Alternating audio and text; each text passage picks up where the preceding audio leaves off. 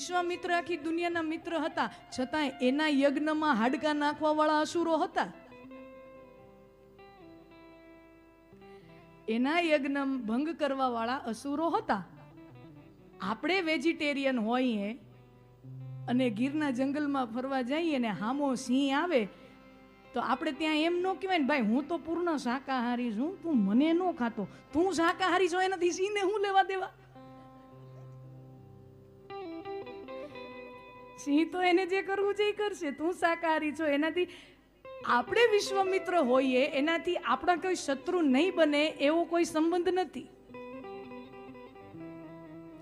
પણ ઇમ્પોર્ટન્ટ શું છે, મહત્વનું શું છે, આપણા દર્શને એમ કહ્યું શત્રુ બુદ્ધિ, મારા ને તમારા અંદર રહેલી શત્રુ બુદ્ધિ જો નાશ થાય તો આપણે ખટપટથી બચી જવાય, આપણને શાંતિ મળે, આપણને આનંદ મળે, આપણને શાંતિ મળે.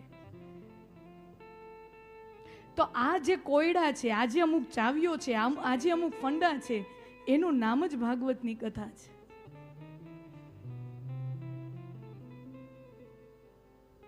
ભાગવતજીની શરૂઆત મંગલાચરણથી થાય, એમાં શરૂઆત જ થાય છે સત્યમ પરમ ધીમહિ. ઓમ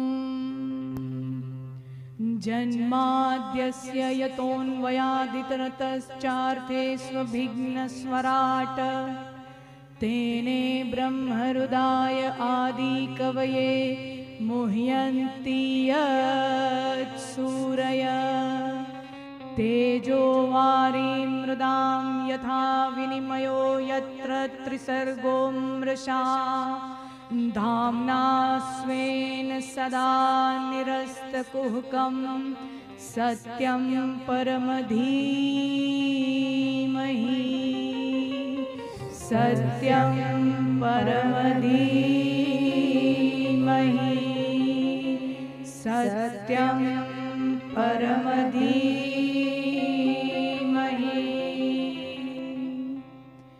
We meditate upon the ultimate reality, the supreme truth, the ultimate truth of the universe, the Brahman.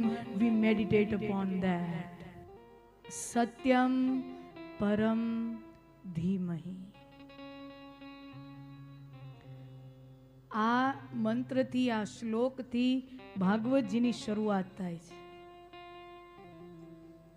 છે ને. આ શબ્દોની તાકાત જુઓ.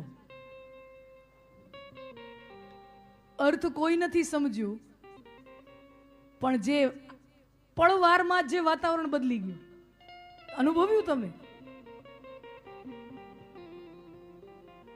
આ સંસ્કૃતની સુંદરતા છે, આ સંસ્કૃતનું સૌંદર્ય છે. અર્થ સમજે એને તે બહુ જ આનંદ આવે, પણ કદાચ અર્થ ન પણ સમજાય, શ્લોકોના કે શ્રુતિઓના મંત્રોચ્ચાર થતો હોય ને, એ ખાલી સાંભળીએ તોય શાતા મળતી હોય છે, એનો એક પ્રભાવ પડતો હોય. સત્યમ પરમ ધીમહિ, ભાગવતજીના પહેલા સ્કંદના પહેલા અધ્યાયના પહેલો શ્લોક આજે હમણાં આપણે શ્રવણ કર્યો.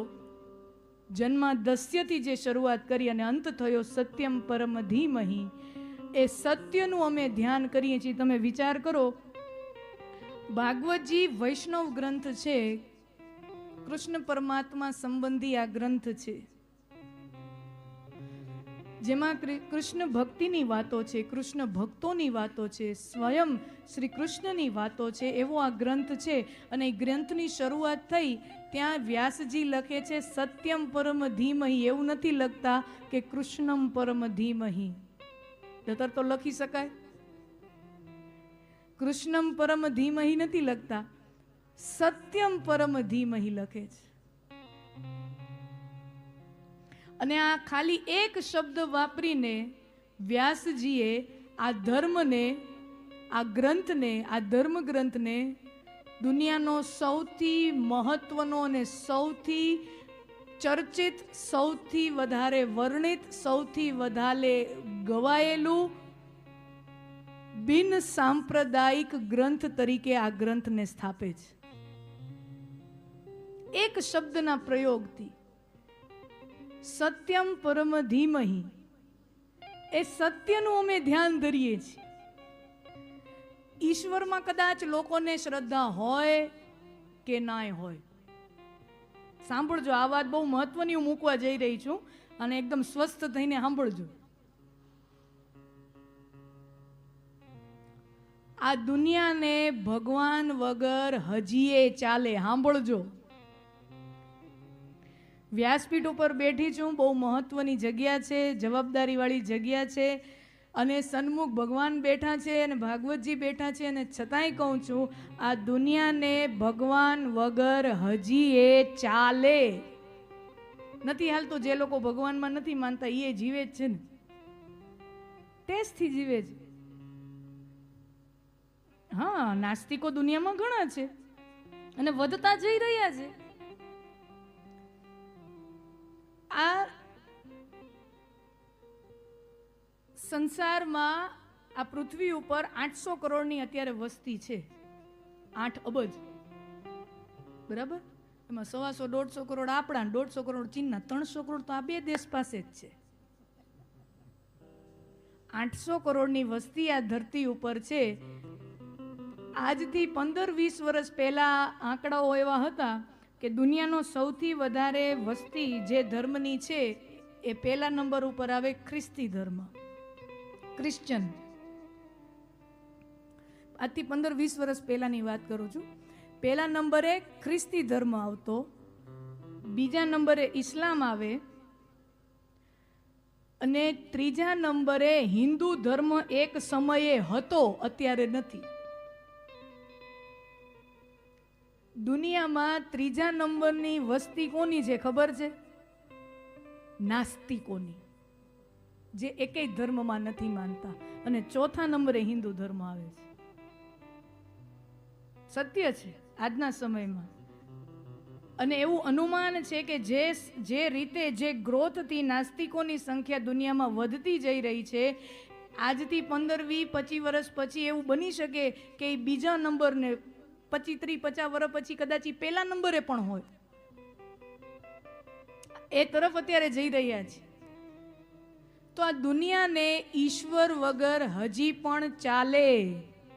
આઈ રિપીટ માય વર્ડ્સ, આઈ રીટરેટ. આ દુનિયાને, માણસને ઈશ્વર વગર હજી પણ ચાલે, પણ માણસને સત્ય વગર ન ચાલે. સત્ય એટલે ધર્મ. માણસને ધર્મ વગર ન હાલે, ઈશ્વર વગર હાલે. ધર્મ વગર ન ચાલે. સમાજનું જે બંધારણ છે ને, આમ તમે લોજિકલી, તર્કની દ્રષ્ટિએ તમે જુઓ તો ટેકનિકલી જે સમાજનું, કોઈ પણ સમાજનું બંધારણ હોય ને, એ ઈશ્વરના બેઝ ઉપર, આધાર ઉપર નથી. સમાજ કોના આધારે ટકેલો છે? ધર્મના નીતિ નિયમના આધારે સમાજ ટકેલો. ધર્મ એટલે એને કોઈ તિલક, કંઠમાળા, મોતી માળા, તિલક એ નહીં. ધર્મનો સીધો સાદો અર્થ થાય ધારયતે ઇતિ ધર્મ. એ જેના થકી આ અસ્તિત્વ ટકી રહ્યું છે, એ નીતિ નિયમ. આ કરો તો સારું છે, આ ન કરો તો સારું છે. આને કહેવાય નીતિ નિયમો. એ નીતિ નિયમ એટલે ધર્મ. અને નીતિ નિયમો ઉપર કોઈ સમાજ ટકે, બંધારણ ઉપર સમાજ ટકે. એને તમે કાઢી નાખો તો આમાં શું બચે? લોકો કાઠલા આવી જાય એકબીજાને. હા, તલવારે આવી જાય. જે નીતિ નિયમ છે એ સમાજને ટકાવી રાખે છે. ઈશ્વર વગર હજી ચાલે, પણ એ નીતિ નિયમો વગર, ધર્મ વગર ના ચાલે.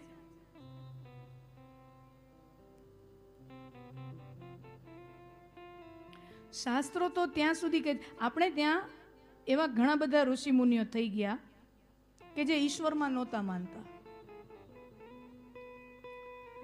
ઋષિઓ એટલે ઋષ ધાતુ. ઋષ એટલે ક્રાંતિ સૂચક શબ્દ છે, ઋષ ધાતુ ઉપરથી, એટલે કે જેનામાં ક્રાંતિકારી વિચારો છે એ. તો એવા કેટલાય ઋષિ મુનિઓ છે કે જે ઈશ્વરમાં નહોતા માનતા. આપણે ત્યાં ષડ દર્શન છે. ષડ દર્શનમાં પણ દર્શનો અમુક એવા છે કે જેમાં ઈશ્વરની અવધારણા નથી. કણાદ ઋષિ જે છે જે અણુ પરમાણુ અને એ ગ્રંથ આપીને મને તમને ગયા છે. કણાદ ઋષિ ઈશ્વરમાં નહોતા માનતા. એક વિચારક થઈ ગયા, દર્શક થઈ ગયા, ચારવાક નામ આપણે સાંભળ્યું હોય તો ચારવાક ઈ ભગવાનમાં ન માનતા. તો ઈ ચારવાક ભગવાનમાં નહોતા માનતા ને તોય આ દેશની સંસ્કૃતિ એને ઋષિ કીધું. ચારવાક ઋષિ. આ દેશે એને ફાંસી ન ચડાવ્યો, એને ઋષિ કહી દીધું છે. બીજા ધર્મોમાં જુઓ તો મનસૂરને સૂળી ઉપર ચડાવી દીધો. મનસૂર નામના વ્યક્તિને સૂળી ઉપર ચડાવી દીધા. શું એની શું ભૂલ?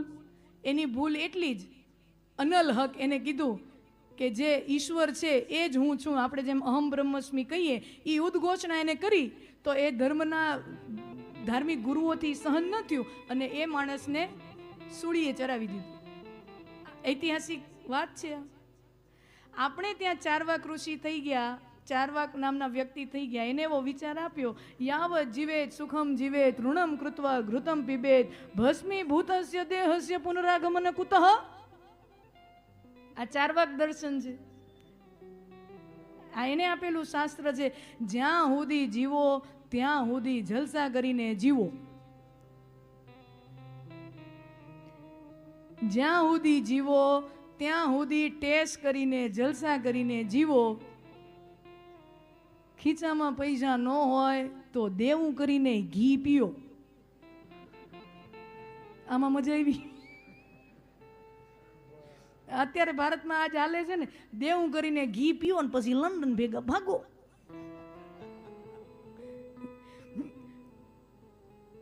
આપણા વડવાઓ જે કહેતા ને, આપણા ભારતની બેંકો સમજી નહીં. સમજી ગઈ હોત ને તો ઘણી સ્થિતિ સારી હોત. આપણા વડવાઓ હંમેશા એમ કહેતા, આલિયા માલિયાને પૈસા ન દેવાય.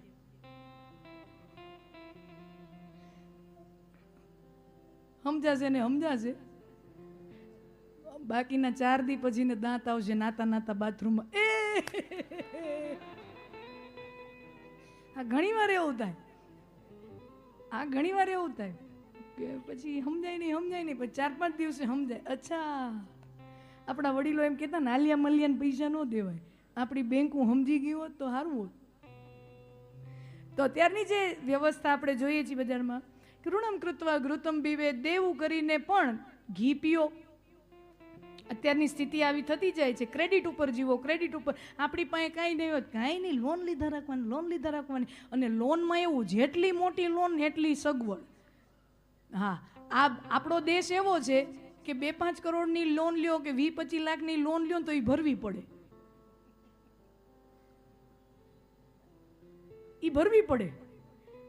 પણ 50,000ની લોન લ્યો તો ભરવી ન પડે. 50,000 કરોડની લોન લ્યો, 500 કરોડની, 10,000 કરોડની લોન લ્યો, એ ભરવી ન પડે. પણ 5-10 લાખની, 20-25 લાખની, 1-2 કરોડની લોન લ્યો ને એ ભરવી પડે. એવી સ્થિતિ છે. ઋણમ કૃત્વા ઘૃતમ પીબેત ભસ્મી ભૂતસ્ય દેહસ્ય પુનરાગમન કુતઃ. એક વખત મને તમને સળગાવી નાખવામાં આવે મૃત્યુ પછી પુનરાગમન કુતઃ, પછી કોઈ પાછું આવ્યું? તો જ્યાં સુધી જીવો લેર કરીને જીવો. આવું દર્શન આપવા વાળાને આપણે એને ઋષિ કહી દીધો. વિચાર તો કરો, સનાતન ધર્મની વિશાળતા શું છે, સનાતન ધર્મની ઉદારતા તો જુઓ. એને ફાંસીએ નથી ચડાવ્યા.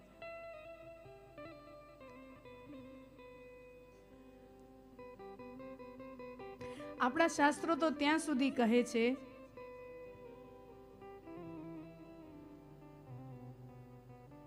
આહાર નિંદ્રા ભય મૈથુનંચ સમાન મેં તત પશુભી નરાણામ ધર્મો હિ તેષામ અધિકો વિશેષ ધર્મેણ હીણા પશુભી સમાના. જે વાત કે ઈશ્વર વગર ચાલે, ધર્મ વગર નહીં ચાલે. શું કામ? કારણ કે જો ધર્મની બાદબાકી વ્યક્તિમાંથી કરી નાખવામાં આવે તો એ માણસ અને પશુમાં કાંઈ ફરક રહેતો નથી. ધર્મો હિ તેષામ અધિકો વિશેષ. ધર્મ જ એક એવું તત્વ છે જે માણસને બીજા ઢોર કરતા, પશુ કરતા મુઠ્ઠી ઊંચેરો બનાવે છે.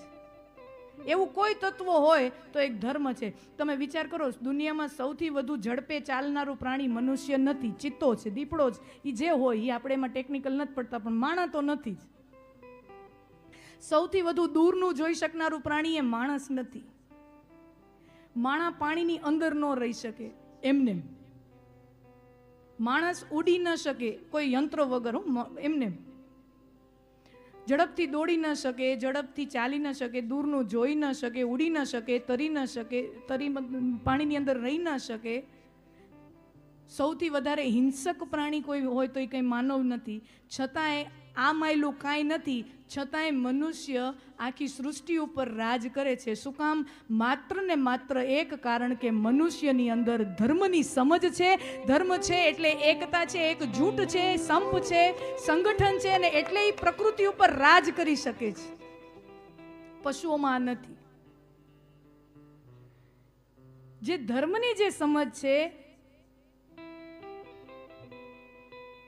એનાથી જે ઉત્તરોત્તર પ્રગતિ થઈ છે એ બહુ મહત્વ રાખે છે.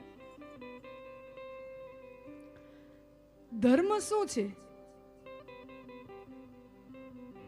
આપણું પેટ ભરવું એ પ્રકૃતિ છે. આપણું પેટ ભરવું એ પ્રકૃતિ છે. આપણને ભૂખ લાગે તો આપણે ભરીએ, ગલુડિયાને ભૂખ લાગે એ ભરે, કોઈ પણ જીવ છે જેને જેને ભૂખ લાગે પોતાનું પેટ ભરવું એ પ્રકૃતિ છે, એ જીવનની જરૂરિયાત છે, એને કહેવાય પ્રકૃતિ. પણ મારી બાજુવાળો ભૂખ્યો છે અને ખાલી એક જ રોટલો છે તો લાવને અડધું બટકું હું ખાઉં ને અડધું બટકું એને દઉં, એને કહેવાય સંસ્કૃતિ. એ સંસ્કૃતિ છે. આપણને ભૂખ લાગી છે અને આપણા બાજુવાળો એટલો જ ભૂખ્યો છે અને સાધનો અટલાક જ છે, તો શું કરવું? ભલે ને ઓછા છે તો કાંઈ વાંધો નહીં, બટકું હું ખાઉં, બટકું ઈ ખાય, એ છે સંસ્કૃતિ. અને આ જે સંસ્કૃતિના કારણે જે પરસ્પર કોઓપરેશનની જે ભાવના છે, પરસ્પર સહકાર કરવાની જે ભાવના છે, તારામાં કાંક ખૂટે તો હું પૂરું પાડું, મારામાં કાંક ઘટે તો તું મને પૂરું પાડ, આ જે સહકારની જે ભાવના છે, સંસ્કૃતિ છે, ધર્મ છે, એના કારણે માનવ સંપ્રદાયે વિકાસ કર્યો છે ઉત્તરોત્તર સદીઓથી. અને જો એ ધર્મની બાદબાકી કરી નાખવામાં આવે તો પ્રગતિ ખાલી અટકી જાય એટલું નહીં, અધોગતિ થાય. ધર્મના તત્વને જો જીવનમાંથી બાદ કરી નાખવામાં આવે તો શાસ્ત્રો તો હજી ઋષિઓએ મર્યાદાની ભાષા વાપરી. આપણા ઋષિઓ એમ કહે કે ધર્મ ન હોય તો માણસ પશુ જેવો થઈ જાય, પણ આપણે છાપાઓ વાંચીએ છીએ, સમાચારો જોઈએ છીએ તો આપણને એમ લાગે કે પશુ જેવો નહીં, પશુથી એ ક્યાંય ગયો ગુજરો થઈ જાય.